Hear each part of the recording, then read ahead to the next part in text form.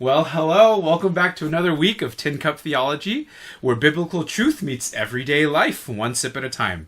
We believe theology isn't just for the classroom or scholars. It's for the kitchen table, the job site, the commute, the quiet moments in between, and even, as we're going to talk about, a war-torn country. Each episode of Season 3, we take a deep, down-to-earth look at our theology, focusing on soteriology, the doctrine of salvation, aiming to root our lives in God's Word and wrestle with how timeless truths speak to modern challenges. So grab your cup of coffee or your old tin cup and join us as we explore a theology that is not only rich, biblical, but extremely practical and lived.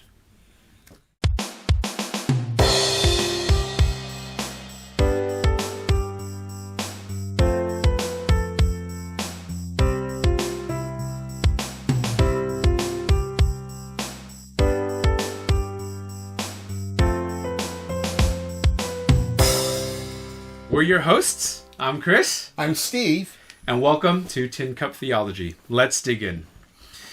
Today's episode is a special episode. I'd like to call it Practical Theology, based on soteriology. How salvation has impacted, specifically, the doctrine of salvation has impacted our senior pastor and his calling, where we talk about specifically a country of Ukraine. And where you visited. You know, as we dive into this, we'll find how you are kind of decided to kind of enter Ukraine.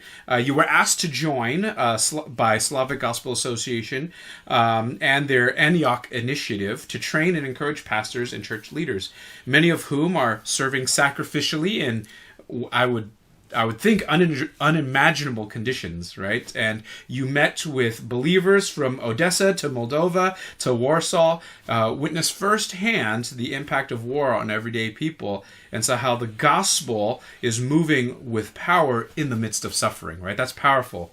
And so we talk about everything from air raids to youth group gatherings in church basements for community and coffee. And we'll get a chance to hear from Pastor Steve about the resilience of local pastors that hunger for truth and the unexpected ways God is using tragedy to open doors to the hope of Christ. This isn't just a story that you're telling and that you've read, but this is a lived experience physically in Ukraine, right? And it's a story about hope for the church. It's a story about courage and about the unstoppable mission of God, even in the darkest places. And so let's dive into that. Pastor Steve, again, welcome back. Everyone said welcome back, and the next thing that they say is, "We're so glad you're safe." It was, for me personally, such a blessing for me to witness kind of the progress. I Pastor Kevin and I, and maybe even Daisy, your wife, but only a select few people really got to see the progression of this calling to go to Ukraine. Right? From the first phone call, I just got asked to go to Ukraine, to I got to book tickets, but how's that going to work? Right? You know, how's that? Where do I, and all of those details. And I had the privilege of seeing that. But also, one thing that never wavered was your commitment to go. And that's an amazing thing for me as a pastor, as someone that's I believe to be under you, learning from you. I imagine most people think of senior pastors behind a desk in a library, studying and reading and preparing for a sermon, which is what we typically, we do. We deliver God's word and we feed the souls of our congregants and those people that God has placed in our lives. But to actually physically see you do what you preach, and not just like, obviously there's unreached people groups all over the world, but specifically to Ukraine, where it's very publicized that it's a war-torn country, and yet you wanted to offer hope. You had an opportunity to train leaders and to offer hope. And for me, that was extremely encouraging. And so, can you tell me a little bit about why did you decide to go to Ukraine? Like we said, a very public and war-torn country. Because you never wavered, right? You never wavered in I am going. You were going, regardless. And so tell us why. I think it's important as a pastor of a local church to continuously have an eye on the global church, to see what God is doing around the world. This way we don't think so highly of ourselves in terms of what we're doing here. We don't think that our American way is the only way that God is working. But to go out in a worldwide context, it helps us to understand God and the Great Commission and His love for the world. And learning to love the world as God loves the world has always been a goal of mine. Also, it's important, too, for a local pastor to support our missionaries. Yeah. And we've had a 2-decade-plus relationship as supporting Eric Mock, who's the Senior Vice President of Slavic Gospel Association, sga.org. Check it out. And 11 years ago, he brought a team, including my to-be son-in-law and some other faithful folks from our church. He brought a team to At Kazakhstan. That time was to be your son-in-law. Yeah, he wasn't my son-in-law he currently yet. is now. Right. Yeah, Okay. yeah. But we went to Tajikistan and Kazakhstan with Eric, and it was an amazing, eye-opening trip. We didn't spend more than 2 days in any location. We were on the move every day, going to a new location in those two countries, and it was great. And I said, wow, I haven't been with Eric in 11 years on a missions trip. Slavic Gospel Association has what's called the Antioch Initiative, where they provide training from the States to church planting pastors in those particular countries, and so they're getting it going again in Ukraine. It was tough during COVID, and then now with the war that started with Russia in February of 2022, all the airports are closed. Situations have dramatically changed for the churches. So they sent me a list. My friend Larry Duncan, who coordinates these classes, sent me a list of 10 locations, and he said, "Yeah, pick 10 of these." And so there's markings here on this piece of paper because I was going through the state, traveling, the United States Embassy and just seeing what's a safe place to go. And so as I was starting to look at that, I just became convicted, and I said, if I'm looking for what's safe to go, then I shouldn't be going. Okay. Right? Then Wow. I'm not trusting the Lord. Right. And so I should go where the Lord needs me, not where it's safe. And so I just gave that over to the Lord, and I just told the Lord, send me wherever. I wrote them and just said, send me where the best fit is. I'm free after Easter Sunday.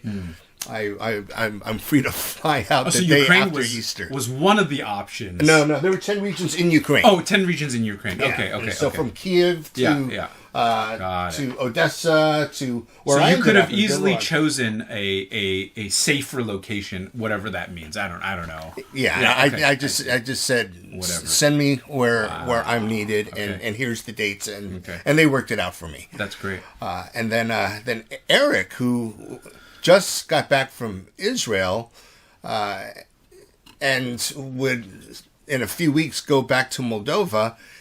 He took special time out of his schedule to make arrangements to travel with me, and he says, "I'm not going to leave you alone in Ukraine." And so he goes there all the time. Wow. And he said, he's never felt in danger. Wow. And he was confident that it was safe to go. And he's my good friend. I trust him, and he took time out of his schedule between Israel and Moldova to take me to the Ukraine. And so I was really appreciative of that. But the need was explained that because of the war, there are so many people from the church that had to leave and relocate. Yeah. Including a lot of pastors who had to relocate and for the safety of their family. Yeah. But that left a great drain in the church. The first church that I went to in Belgorod Denevstrovsky, and I still don't think I say it correctly, but the pastor was telling me, before the war in 2022, the church was 200. Then it went down to 100. Now it's 300. And so that just illustrates how people had to leave, or the pastors had to go to war.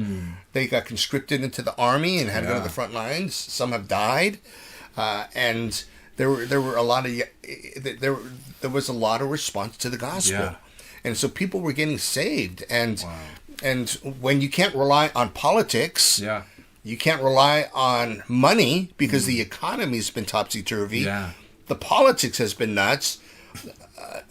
And work isn't always certain, right? Ukraine is a beautiful breadbasket. Here's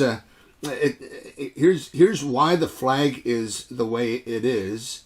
It's because it's the sunflower and the blue sky.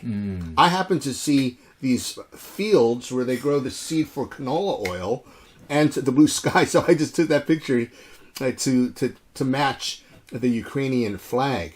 But it's the breadbasket of Europe, and beautiful food is just grown there. And it's and so this first church we went to was in Bilorod Dnestrovsky. They experienced really what's going on in war. The pastor, Valentin, he said, I visited 100 homes right around the area that has lost a husband or a father, and to see how we can help. And they say, our government hasn't even contacted us, and you guys are the only ones reaching out. And through Slavic Gospel Association, meals and aid is provided to the local churches that are the Baptist churches that are faithful to the gospel. And they're providing outreach to them. But they also had ministries to the kids now who have lost their fathers. And they have ministries of men in the church who are being father figures to those that lost fathers. And so it's a time of great response to the gospel, but a time where war has really affected them.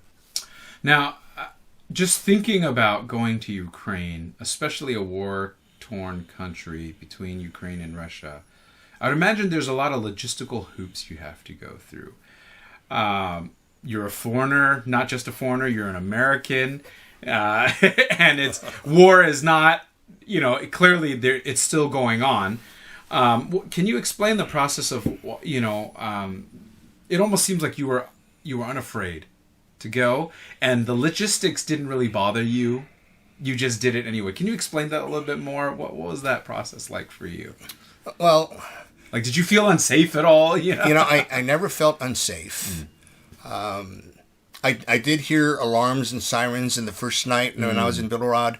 I heard that the sirens going off 2 a.m. and I'm so first thing I do is go to the window, which is probably the last thing you should do. But such a foreigner. I wanted to experience it, and then I said, okay, maybe I better go hide in the bathroom or something like that. But I didn't really know. And then the alarms are so frequent. After a while, it just, you don't even react. Interesting. And we were sitting in restaurants, alarms would go off, and nobody even moved. They're so used to it. But then the missile strikes are real, and it causes damage, and the people are affected. There was a lady at the church that I spoke at in Odessa who said my apartment was bombed this morning. Oh my gosh. We visited the pastor who was the host pastor of that church, and he was our driver throughout Odessa. His apartment was bombed. I actually have I keep hitting all the wrong buttons. Yeah, close that out first. Yep. There you go. Yeah. But this here is a pastor here is showing how his house, his apartment, there was a Russian drone strike right there. Wow. You see the ditch. It blew out all the windows. His wife heard the drone here on the 4th floor and backed away to the farthest part of the apartment. This was the damage in the bedroom of the window that blew it out. This lady right here in the glasses, she told me her apartment was bombed, and and then even the day after we returned, Odessa was hit again, and a couple of people died, and some damage. We hear a lot about Kyiv, but we don't always hear about what happens in Odessa. Which is why sometimes I might have to follow more BBC if I wanted to get a little more news of what's going on there. Yeah. But I told myself, if I go in scared, I'm not going to give any hope. And then if I go, I go. The Lord is sovereign about that. Sure. So, it's not like I walked around foolishly. Sure. You're always, you want to be circumspect, but when it's my time to go, it's time to go. And I was convinced about that. So I didn't have to be afraid. Obeying the Spirit's leading. When I was there. And, I was with Christian workers and Eric that knew their way around Ukraine and wouldn't put us in foolish situations. Right. So, sure. And there was great acceptance there of Americans, and they were shocked that I would come. Yeah. So it wasn't awkward then, right? Like, because you're an American, it's Ukraine. There's political tensions there, right? Especially with the current president. But so like, what was that like? Yeah, I mean, this wasn't too long after Trump and Vance dressed down Zelensky. Yeah, exactly. And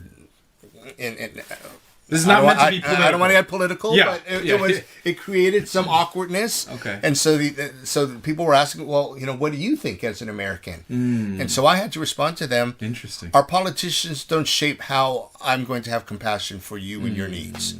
Okay. And so God shapes that, not our politicians. So hopefully that was a safe, non-political statement. Well, you started talking about this, but can you explain a little bit more about what did you do? Where did you go? What were you had multiple sessions, right? You were there with the Antioch Initiative, and so there was a lot of teaching that you did. So what exactly did you do? Yeah, one of the things that I did was I got to teach young leaders from the region about 2 hours west of Odessa, and this is Bilorod Denostrovsky, and leaders from several churches came, and I got to teach them 10 sessions on the doctrine of God. Okay. Actually, I cut one session out, and it was 9, but okay. Kind of stretched it out for that whole 10 sessions, and so it was over 2 days, and so I taught 3 on day 1, and then like 6 on day 2. And it was wonderful to see young people who are brave enough to stay behind. When a lot of people left, they went to Poland, or if they could get into Moldova, they would, or go or come to America, and yet these people said, no, my church needs me, and the people need me, and people need the gospel during this time. And so with the drain of a lot of people who left the church, like this church went from 200 to 100, now to 300, because there's great response to the gospel and great need, that training up the young generation is a wonderful commitment that Slavic Gospel Association has in Ukraine. That's great. Okay. Let's shift gears here, because you went to support. It's very unique, right? Oftentimes there's humanitarian support. There is war support, whatever it is. But you came there for spiritual support, for the church, right? For the purposes of encouraging and offering hope. Maybe it was reversed. They offered you hope, right? One way or another. They taught me more than I was able to give them. Exactly. Isn't that so true of many mission trips, right? But when it comes to what you saw in Ukraine, how has the war in Ukraine affected the church, and what's the state of the church right now in Ukraine? Yeah, the state of the church is hopeful, because, like I mentioned earlier, when politics is unreliable, missile strikes are unpredictable. The economy has been turned over. Work is suspect. Yeah. Right? Family members have been torn from their homes. Right, their grief is everywhere. Yeah. We had in a prayer session that I spoke at in Bittelrod. They had a time where they just prayed for the soldiers that are at war, and every family knows somebody who's on the front lines, and so there's that sense of despair in their situation. There is fear. There's great fear. A lady came to me saying that her 4-year-old can't control his bladder because he's so afraid of the alarms. He's so afraid of the missile strikes. Yeah. You can hear the bombings, and it's such a time of fear. The only one reliable to turn to is God. Yeah. And so there is a resurgence in the gospel. Slavic Gospel Association has been wonderful in providing 72 million meals. Wow. And they're supporting church planters. Yeah. Over 100 church planters. I forget it was 113 or Yeah. more in the Odessa region of Ukraine. Wow. That's church planters. Wow. And so they're supporting they're supporting this need for churches in a time when a lot of qualified, trained leaders aren't there, have had to relocate or died. Crazy. And so we're seeing heroes of 24, 25-year-old guys that said, oh, well, I was playing guitar on the worship team. Now, I'm committed to these orphans, and I'm committed to these children who are in down and out situations. There was this one situation where we visited a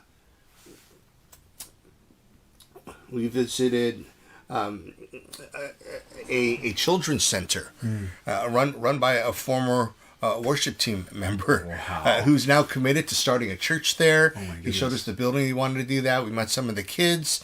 Some of the kids are either their dad's at war, maybe they lost a dad, or the war has such an effect on some of the folks that the parents now neglect the kids because they're taking drugs, or they're drinking vodka, and so drugs and alcohol have, just like America. I mean, we've been a lot of places here in America where that's true here too.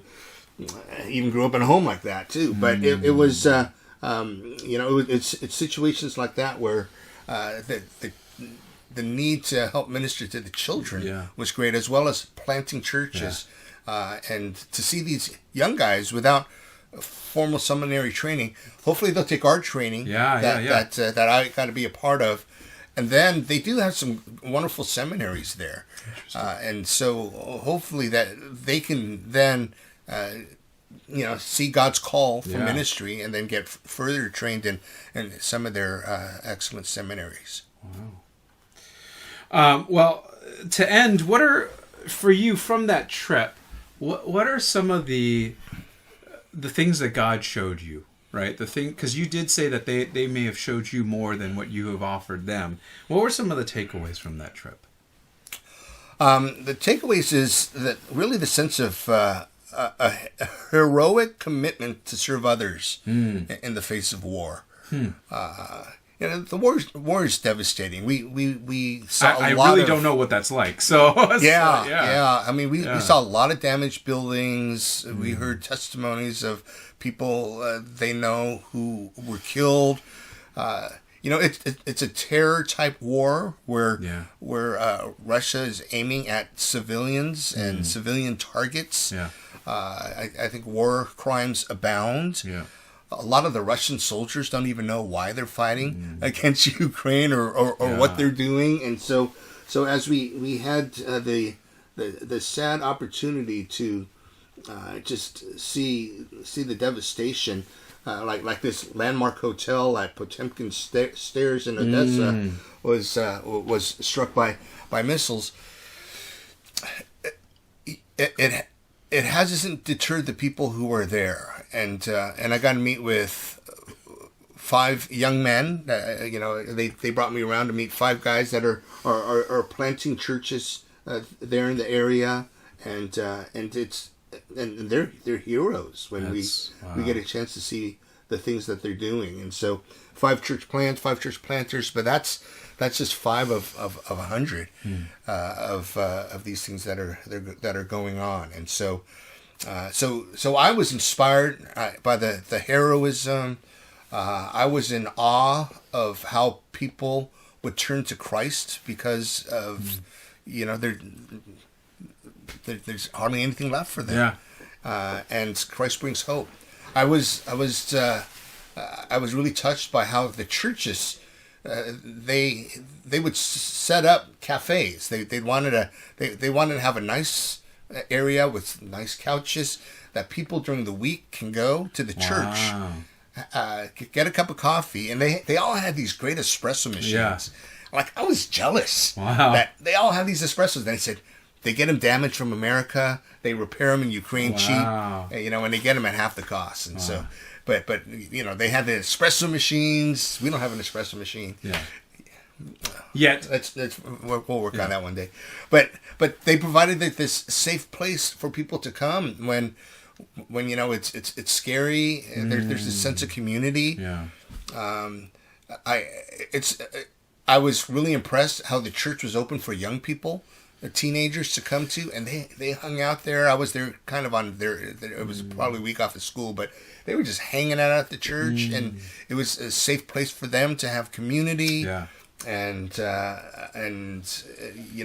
enjoy, and they would feed them and do all these things to take care of them. Yeah. And so in that type of situation, you truly learn what is most important: salvation, life after death, community, and loving one another in need, and those things just really stood out.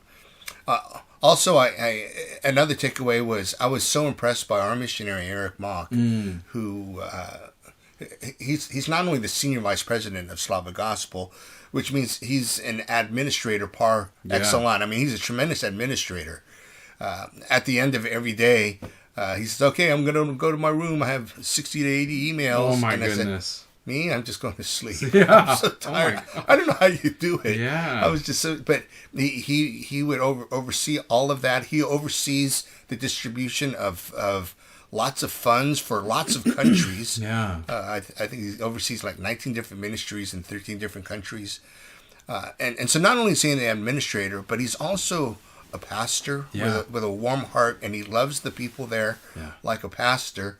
And he's an amazing teacher as well. Wow. And so I was just not only impressed that we get a chance to be a part of his ministry, but that I could be his friend as well. So that was really awesome.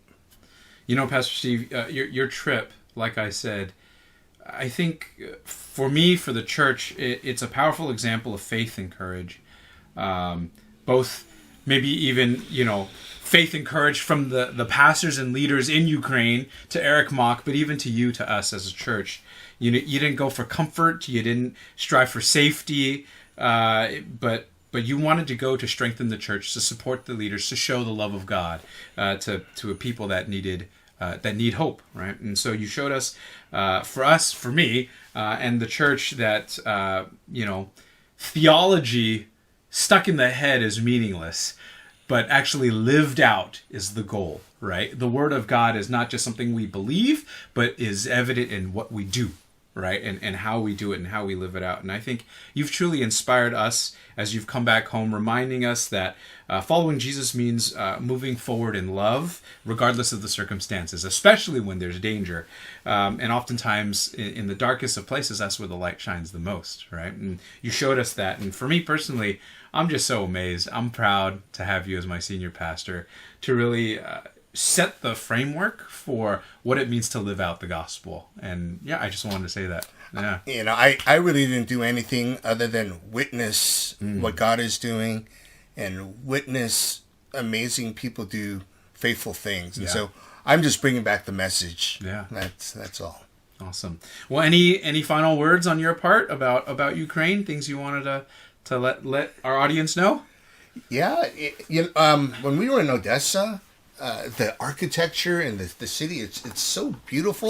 It's a port city that depended a lot on tourism. I thought it was a lot like San Francisco, but even prettier than San Francisco. I mean, it's a beautiful city. And so we hope the war is over, and to build a connection with some churches there. I hope to go back and deepen our relationship. Now that relationships have been forged and blessed, we hope to deepen that.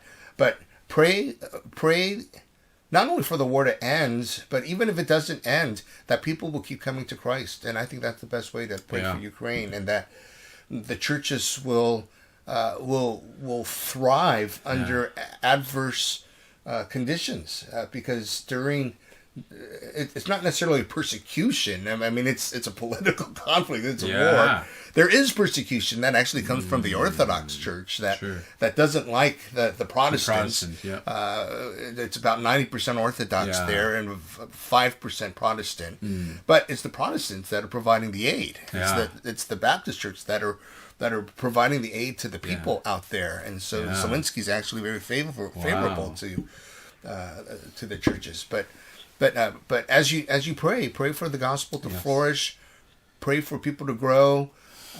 People.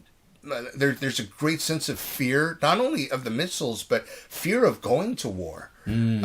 Several of the young pastors there had to be careful going out, because you can get picked up off the street and conscripted to the front lines. Our driver was he was a real hero to me, because first, he was safe to drive us around because he had 3 kids. So if you have 3 kids, you were safe from being conscripted. But if you have 2 or under, you're free game.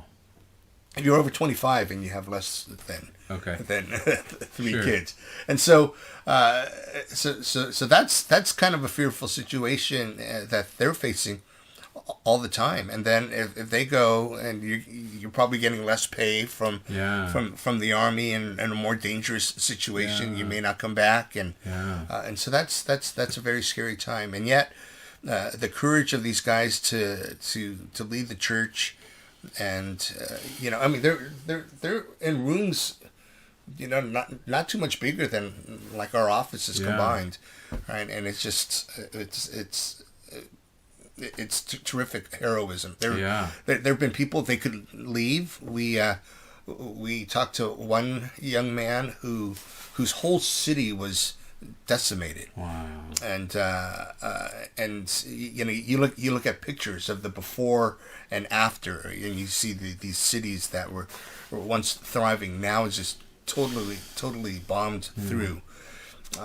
And I learned I learned a new word, the IDP, and I go, "What's that?" They kept using that, and it's an internally displaced person. So, if you're displaced in another country, you're a refugee. Yes. But if you're displaced in your own country, you're an internally displaced person. Wow. And that's another ministry that folks are trying to minister to, and so pray that as, like, through the ministry of Slavic Gospel Association, as they are providing aid, money, and food through the churches.